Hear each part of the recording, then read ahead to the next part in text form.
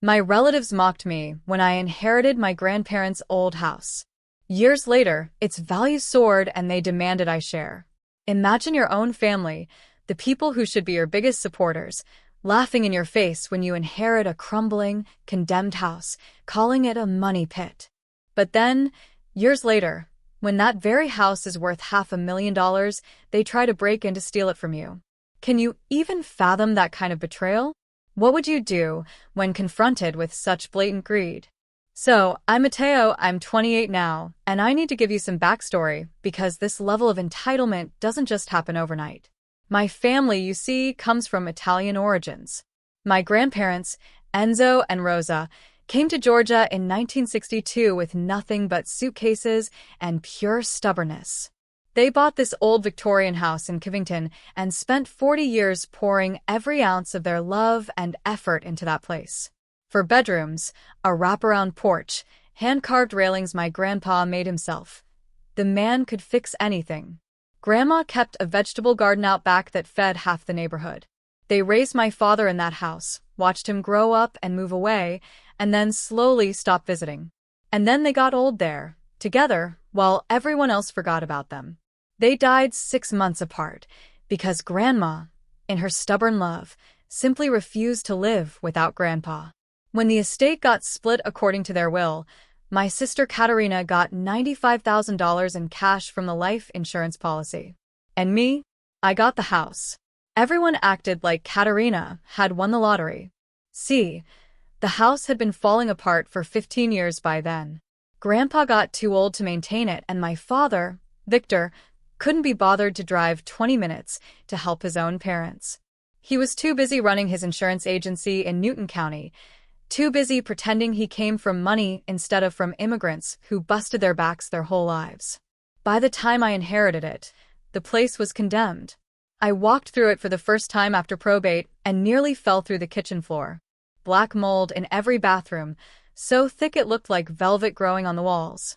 A foundation crack running the length of the house that you could fit your whole fist into. Knob and tube wiring from 1920 that the inspector said was one bad day away from burning the whole block down.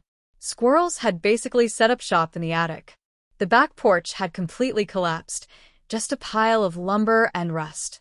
The roof leaked in 14 places. The city had already sent notices threatening demolition if someone didn't bring it up to code. The appraised value at probate was $68,000, and most of that was the quarter acre it sat on. The structure itself was worth negative money. You have to pay a contractor 6 figures just to tear it down safely. Katerina took her cash and laughed, a full, head-back cackle. "Have fun with your haunted mansion, Matteo," she sneered. "I'll be at the Audi dealership." My mother patted her arm. "You made the smart choice, honey." My father just looked at me and shook his head. "Should have pushed for the cash split. Now you're stuck with that money pit." I didn't respond. I just looked at the deed in my hands and thought about Grandpa's face the last time I'd visited him. How he'd grabbed my wrist and said, "You're the only one, Matteo. The only one who understands." None of them got it. They thought Grandpa had screwed me. They thought he'd lost his mind at the end and made a mistake. But he knew exactly what he was doing. He left me that house because I was the only one in the family who actually cared about it. I was the kid who sat on his porch at 12 years old, learning how to refinish wood while he told stories about the old country. I was the teenager who drove down from Atlanta every other weekend to mow his lawn and check his pilot light. I was the adult who spent his vacation days cleaning out their gutters while my sister posted beach selfies from Destin. Katerina didn't even come to his funeral. She was in Nashville for a bachelorette party and said she couldn't get a flight back. That was garbage. I checked. There were 12 available flights that day. She just didn't want to ruin her weekend. So, when Grandpa left me that rotting pile of problems instead of the easy cash, he was sending a message. He trusted me to save what my father had walked away from. I quit my apartment lease in Atlanta. I moved into a tent in the backyard because the house wasn't safe to live in. And I got to work. For 3 years. Every weekend, every vacation day, every penny I made as a structural engineer at a consulting firm in Atlanta, it all went into that house. I learned plumbing from YouTube videos. I taught myself electrical from library books. I ate ramen and peanut butter sandwiches while I saved up for the foundation repair that cost me $32,000 I didn't have. I took out a loan against my 401k. I sold my truck and bought a 15-year-old pickup that burned oil but ran. And where was my family during all this? Still telling me I was an idiot. My father said I should sell the dump to a developer for whatever they'd offer and cut my losses. My mother said I was wasting my life on a pile of old wood. Katerina said nothing at all because she hadn't spoken to me directly in 2 years.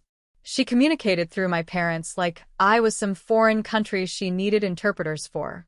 Fast forward to now. The appraisal notification hit my inbox. $485,000. I read it 3 times. Then I walked through the house I had rebuilt with my own 2 hands and started grinning.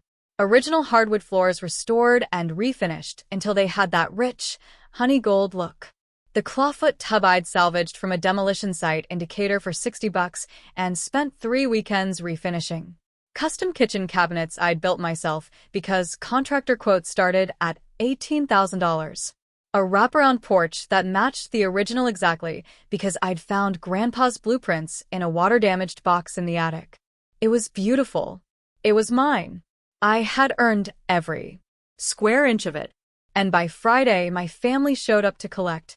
I pulled into my driveway after work to find my father's black Cadillac parked in my spot. Not on the street, in my spot, right in front of the porch steps, like he owned the place. My mother's Lexus was behind it. Katerina's white Mercedes was on the lawn. They were already inside. I'd given my mother the code to the smart lock 8 months earlier when I had rotator cuff surgery and needed someone to check on the house while I recovered. I'd asked her to water the plants. She did it once, complained it was too far to drive, and then stopped coming. But she'd never deleted the code from her phone. Of course, she hadn't. I walked into my home to find all 3 of them set up like they were about to interview me. My father sat at the head of my dining table. My mother perched in the chair closest to him, her face arranged in that expression of wounded concern. And Katerina was sprawled on my couch with her Gucci sneakers on my cushions, scrolling through her phone. She didn't look up when I walked in. Didn't acknowledge I existed. Just kept thumbing at the screen with those acrylic nails. I set my keys on the counter. My father launched directly into it.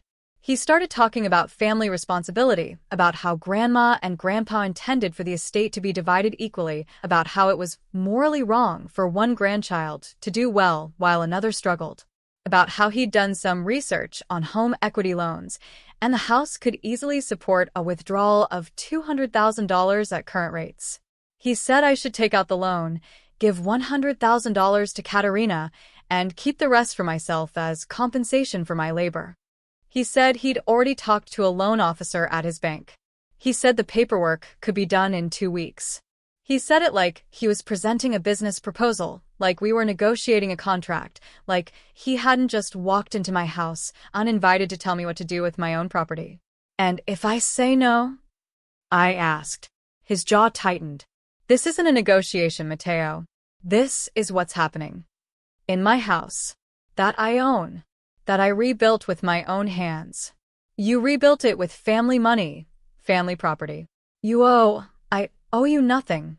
I said it flat. Get out. The room went dead silent. My mother's face crumpled. Katerina looked up from her phone for the first time. I asked which grandchild was struggling because from where I stood, I was the one who ate ramen for 8 months while saving for foundation work. I was the one who took on debt I'm still paying off. Katerina finally looked up from her phone. She said I was being dramatic. That I chose to do all that. That nobody made me live like a homeless person for some old house. That I could have sold the dump to a developer like Dad suggested and split the money with her, like a normal sibling would. I asked her what she did with her 95 grand. She told me that wasn't the point. I told her it was exactly the point. She blew through her inheritance in 18 months. The Audi Q5 that she totaled 8 months after buying it and replaced with a Mercedes. The apartment in Midtown Atlanta that cost $2,400 a month. The trips to Miami and Nashville and Cabo. The designer bags and shoes and jewelry I'd seen on her Instagram. That was her choice. My mother started crying, the performance kind.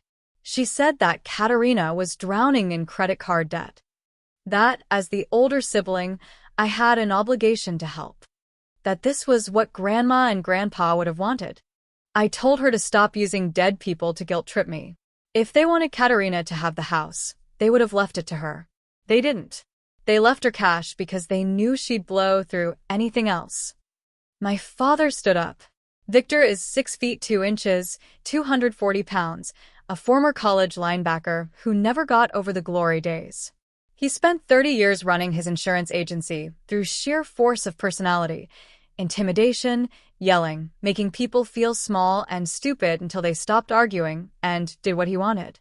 He told me I was going to take out that loan and give my sister what she deserved. He said it like it was already decided. I laughed in his face. You're delusional. Excuse me? You heard me. Get out of my house before I call the sheriff and have you removed. My father stepped toward me, close enough that I could smell his cologne. You ungrateful little. Finish that sentence. I dared him. Please. Give me a reason. We stood there for a long moment, him deciding if he wanted to swing, me secretly hoping he would. Finally, my mother grabbed his arm and whispered something. And the moment passed. He called me an ungrateful disappointment on his way out. Said he should have known I'd turn out selfish. Said my grandparents would be ashamed of the man I'd become. I told him, Grandpa left me this house specifically so it wouldn't end up in his hands. My father's face went purple, his shoulders tensed, but my mother grabbed his arm and whispered something again. He just pointed at me with one finger and said this wasn't over, that I had no idea what I'd started. They left. Katerina shoulder-checked me on the way out like we were in middle school. I changed the lock code. Then I sat in my kitchen and drank 3 glasses of water because I don't drink and I needed to do something with my hands. I didn't sleep that night. Not because I was scared. Because I was thinking ahead. I knew my father. He didn't make threats he wasn't willing to follow through on. Whatever was coming, I needed to be ready. The lawyer's letter arrived 4 days later. Certified mail, return receipt requested. The envelope was thick and expensive, which told me my father had already spent real money on this. The letter accused me of fraud. It claimed I had conspired during probate to undervalue the property for my own benefit. It claimed there was an implied verbal agreement that I would share the house's equity with my sister once it was renovated. It demanded I establish something called a constructive trust that would give Katerina a 50% ownership stake in my home. If I didn't comply, they would file a lawsuit and put a lien on the property that would prevent me from selling, refinancing, or doing anything else with it until the matter was resolved, which could take years. I read the letter twice. Then I called the only person I knew who might understand how insane this was. Damien had been my best friend since sophomore year. We'd gone to Georgia Tech together, pulled all-nighters together, helped each other move apartments more times than either of us could count. He was also a contracts attorney who'd recently left his firm to start his own practice in Decatur. He wasn't a real estate litigator, but he knew people who were. We met at a wing joint in Decatur. I laid everything out. The inheritance, the renovation, the ambush, the letter. He read the demand twice, then set it down. He told me the legal argument was garbage. Constructive trust required evidence of an agreement, verbal or written, that I would hold property for someone else's benefit. There was no such agreement. I had text messages from 3 years ago where Katerina explicitly told me to enjoy my dump because she was glad she got the cash. The will was clear. The probate was closed. The appraisal was done by an independent firm appointed by the court. On paper, this case was a slam dunk. I should win easily. But Damien also told me that family lawsuits were different. They got emotional. They got ugly. Judges sometimes tried to split the baby just to make everyone go away. If my father was willing to spend money on lawyers, he could keep me tied up in court for 3 or 4 years. Even when I won, and I would win, I'd spend 50 grand or more in legal fees. I asked him what I should do. He said I needed someone meaner than me. He knew a real estate litigator named Samantha, who had a reputation for being ruthless. She didn't take cases she couldn't win, and she didn't lose cases she took. If my family wanted a fight, she was the one to have in my corner. I called her office the next morning. Samantha worked out of a converted Victorian in downtown Decatur.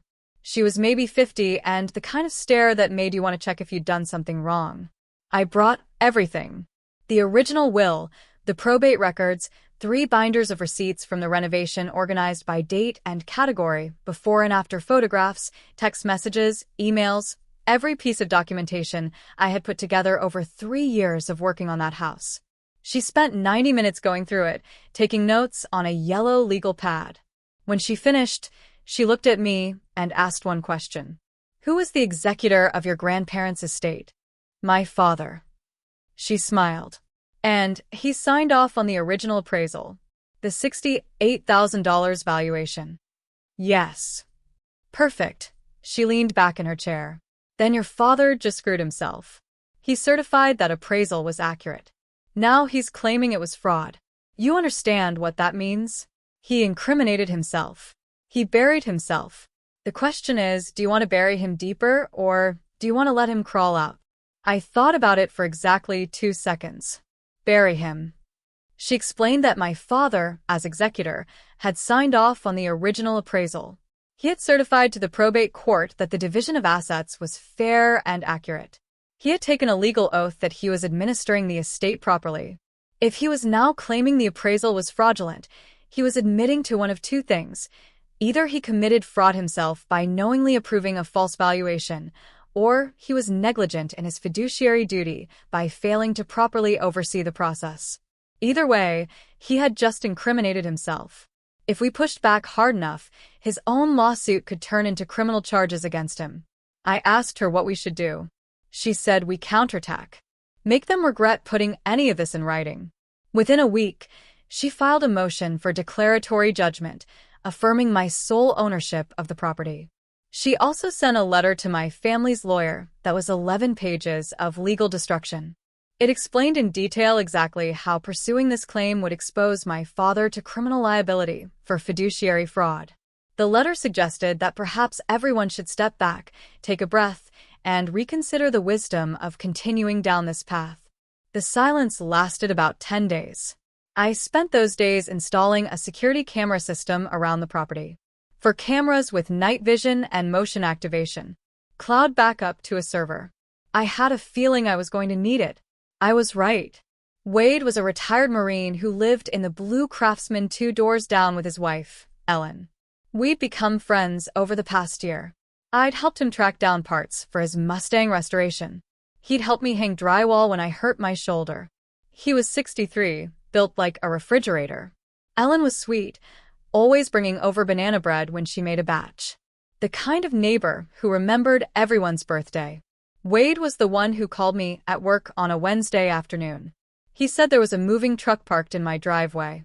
2 guys in work clothes were loading furniture for my house. My father was on the porch, directing traffic. I told my project manager I had a family emergency and left. I drove home doing 20 over the speed limit. When I pulled up, I found exactly what Wade had described, a rental truck. 2 guys in gray jumpsuits carrying my couch down the porch steps. My father standing at the door with a clipboard, literally checking items off a list like he was running an office move. I found out later that my mother had apparently tried a few combinations on the lock code until one worked. Lazy security on my part. I only changed 2 digits. Wouldn't make that mistake again. Wade was on the sidewalk with his arms crossed. He'd positioned himself near the end of the driveway, close enough that anyone trying to leave would have to deal with him first. I got out of my truck and walked up the driveway. What the heck do you think you're doing? My father didn't even look at me, just kept checking his clipboard. Recovering family assets. Keep loading, boys. Put my couch down now. One of the movers hesitated. My father snapped at him to keep moving. You have a court order? I asked. It's being processed. So that's a no. I turned to the movers. You touch one more thing in my house, I file criminal charges. Burglary. Theft. Your company loses its license. Your choice. The mover looked at my father, then at me, then at Wade, who had walked closer. The mover sat down his end of the couch. His partner agreed. They got in the cab of the truck, started the engine, and tried to pull out. Wade stepped directly into their path and didn't move. The mover honked. Wade just stared at him. I told him it was okay. Let them go. He stepped aside, and the truck pulled away. I got the company name and license plate on video. My father finally turned to look at me. His face was red. He said I was making a huge mistake, that he was trying to handle this quietly as a family matter, but if I wanted to do it the hard way, he would bury me. I pulled out my phone and showed him the security camera footage. 4 angles. Everything recorded. The illegal entry, the attempted theft, his admission that he didn't have a court order. All of it was already uploaded to the cloud. I asked him if he wanted to keep making threats, or if he wanted to leave before I called the sheriff. He left, but Katerina showed up about 30 seconds later. She must have been waiting around the corner watching on her phone because she pulled her Mercedes onto the lawn again and jumped out. She saw the couch still sitting on the grass. She saw her father's Escalade pulling away, and she started screaming at me. She called me every name she could think of, and my sister had a solid vocabulary when she was angry. Then she got specific. You manipulated Grandpa when he was dying. You poisoned him against us. You probably rewrote the will yourself. You didn't come to his funeral, Katerina, I said, calm as ice. You were in Nashville living it up at some club. That's not. I couldn't get a flight. There were 12 flights that day, I countered. I checked. She went quiet. Her face twisted into something ugly. You always thought you were better than me. Always the good grandson. The perfect son. Meanwhile, you're just a thief who got lucky. Get off my property. You've got 10 seconds. Or what? Or I have you arrested for trespassing. I'm sure Preston's family would love to hear about that. The color drained from her face just for a second. Then she recovered and said she would make me regret this, that she would ruin my reputation, that she would make sure I never had another peaceful day. I told her everyone who mattered already knew exactly who both of us were. I told her to look around at where she was standing, on the lawn of a house she had laughed at 3 years ago, trying to steal furniture from a brother she hadn't spoken to in 2 years, while her marriage to a trust fund kid slowly fell apart around her. I told her the only reputation getting wrecked today was hers. She didn't have a response to that. She just stood there, mouth open, trying to find words that wouldn't come. Then she got back in her car and drove away, tires spinning on my grass. Wade watched her go, then turned to me and said that was the most messed up family he'd ever seen. I thanked him for backing me up.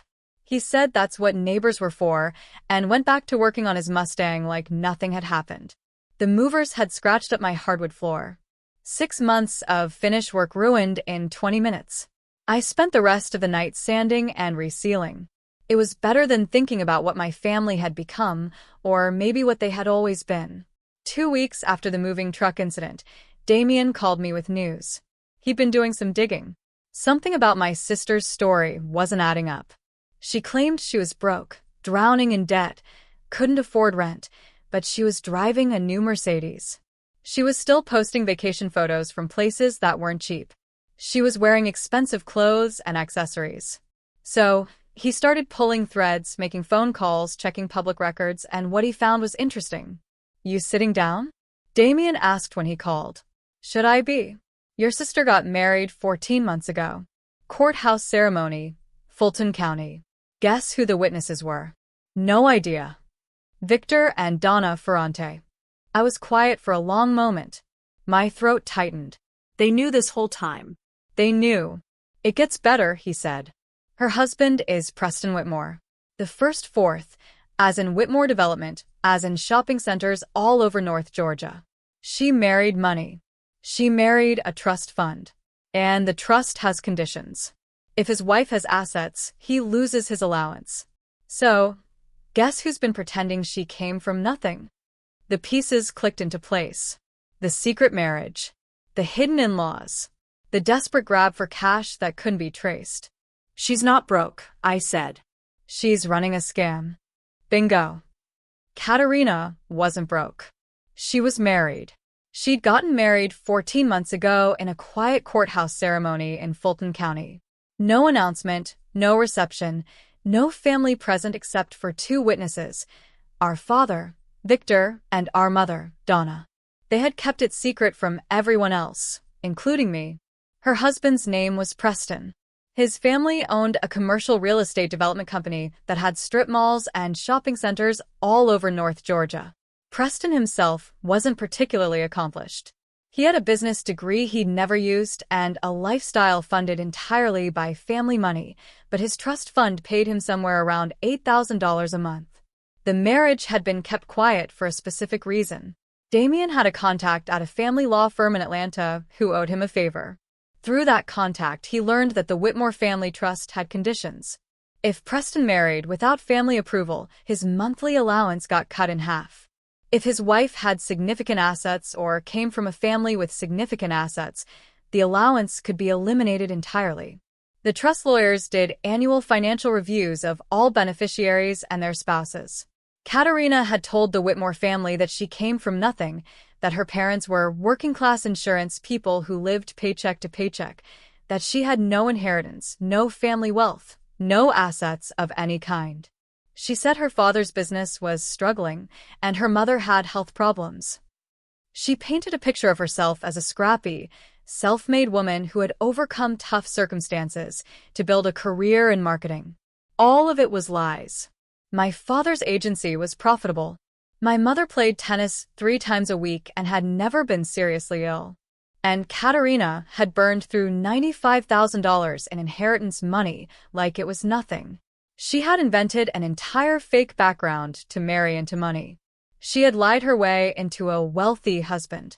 And now she wanted me to give her $100,000 in cash so she could have it without disclosing it to her husband's family attorneys. If they found out she'd received that kind of money, they'd start asking questions. The questions that would unravel the entire mess of lies she'd put together. It wasn't about our grandparents' intentions. It was about my sister running a con on her in-laws and needing me to help her hide the evidence. My own parents had helped her do this. They had attended her secret wedding. They had lied to the Whitmores about our family's financial situation. They had enabled every step of this fraud. And then they had the nerve to call me selfish for not playing along. I sat with that information for a long time. I thought about calling my parents, confronting them, asking how they could lie to my face, accuse me of fraud, try to steal my furniture while hiding their daughter's secret marriage from me. But I already knew what they'd say. They'd turn it around on me. So I called Samantha. I told her what Damien had found. I asked her if we could use it. She was quiet for a moment. Then she said, "Yes. This changes everything." If my sister was claiming financial hardship as the basis for her constructive trust demand, she would have to prove it under oath with documentation. And if she lied about her marital status or her actual financial situation, that was perjury. Samantha filed a motion to compel full financial disclosure. Every bank account, every credit card, every asset, everything. My family's lawyer tried to block it. Samantha tore his arguments apart. The judge granted the motion and scheduled a deposition. The trap was set. The deposition was scheduled for a Thursday morning at Samantha's office. Their lawyer looked like he was in over his head and knew it. My dad and Katerina showed up. My mother didn't come. I sat in the corner of the conference room and watched Samantha work. She started gentle questions about Katerina's living situation, her income, her monthly expenses. She let Katerina tell her story about struggling to make rent, about being behind on credit cards, about the stress of watching her brother live in a mansion while she could barely afford groceries. Katerina was good at this. She had practiced. Her voice caught at the right moments. Her eyes got watery. She was playing the victim role she had been doing her entire life. Then Samantha asked about her marital status. "Miss Ferrante, are you currently married?" Her face went still just for a second, a flicker of something that might have been panic before she pulled herself together. "I don't see how that's relevant." Samantha pulled out the marriage certificate and slid it across the table. "Are you married to Preston Whitmore?" Katerina looked at her lawyer. He looked at my father. "Yes," Katerina finally said. "I'm married. And you didn't disclose this in your original filings because it's a private matter." "A private matter?" Samantha nodded. "Let's talk about your husband's income." That's when things got ugly. Samantha asked about Preston's income, about the family trust, about the monthly distributions, about the financial disclosure requirements in the prenuptial agreement. Katerina's lawyer objected, said this was beyond the scope of the proceeding. Samantha said it was directly relevant to the claim of financial hardship. If the plaintiff was receiving significant financial support through her spouse, that contradicted her assertion that she needed emergency funds from the defendant. The objection was overruled. Katerina had to answer. It took her a long time. She tried to be vague. Samantha pinned her down on every detail. How much did Preston receive monthly? Approximately $8,000. Did Katerina have access to those funds? She lived in a house Preston owned and drove a car he leased. Did she have any personal expenses that weren't covered by her husband's income? She hesitated. Said she had credit card debt from before the marriage.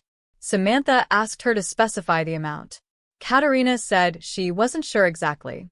Samantha produced a folder of credit card statements, bank records, financial documents she had subpoenaed from 3 different institutions.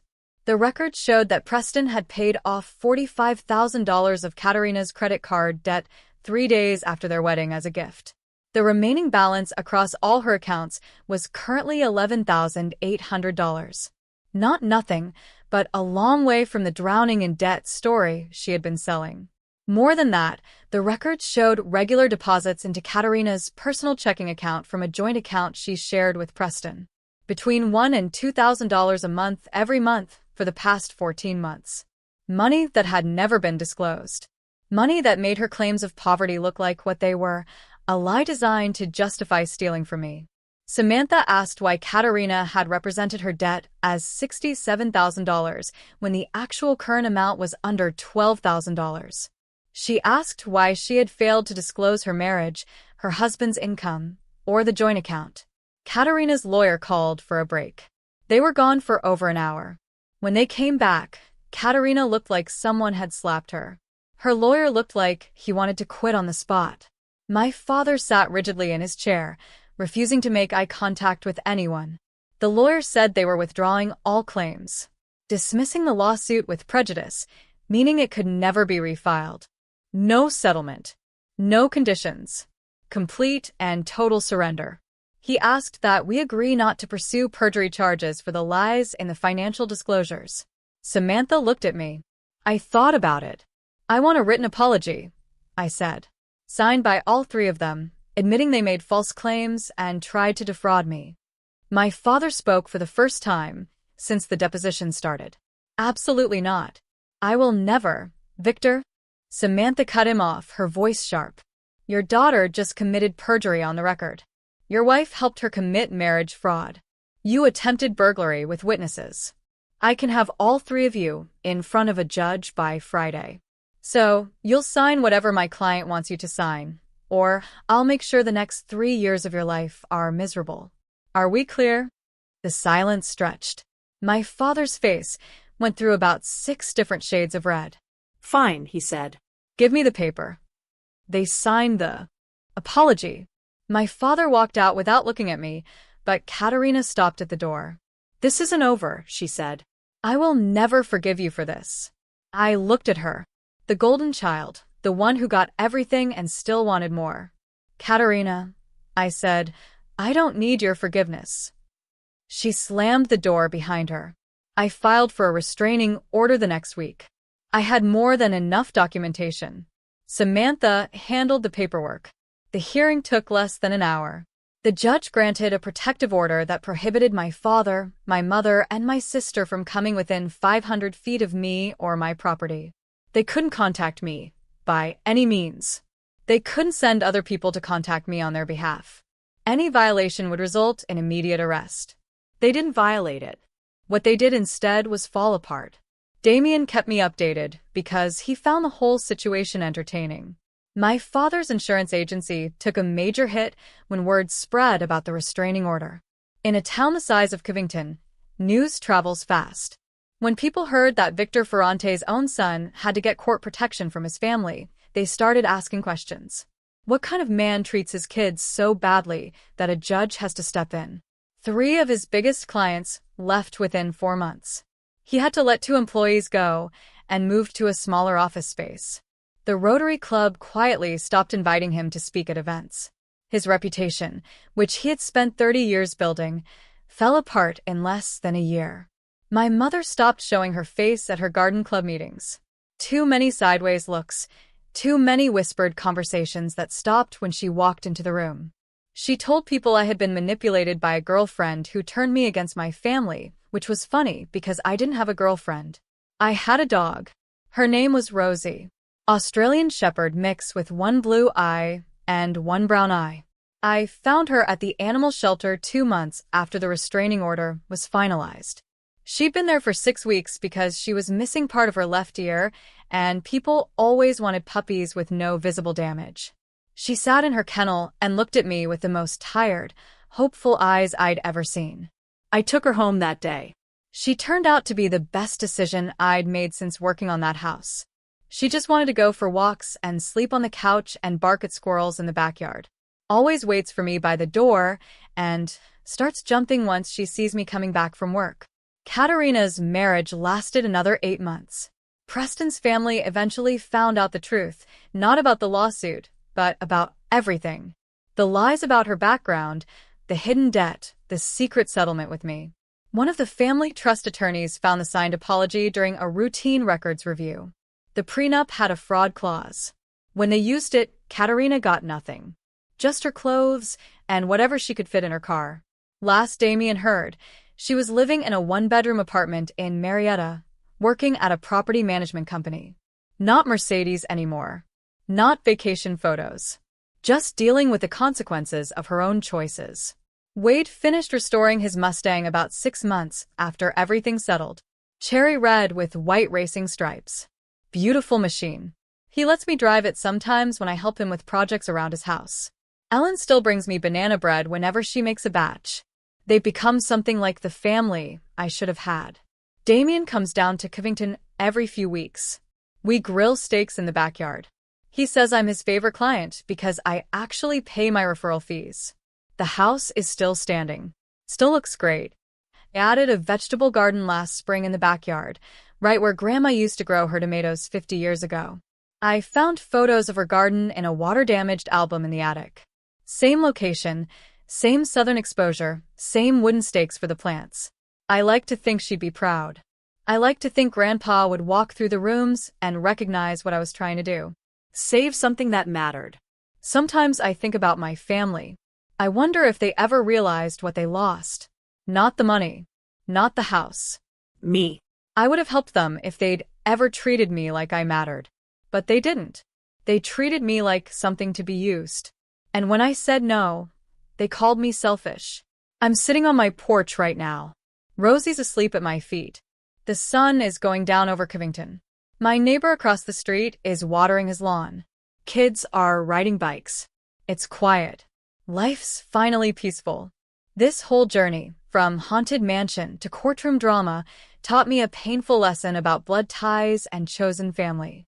I found my peace, but it wasn't easy. Have you ever had to fight your own family for what's yours, or to protect your peace? I'd really love to hear your experiences and thoughts in the comments below.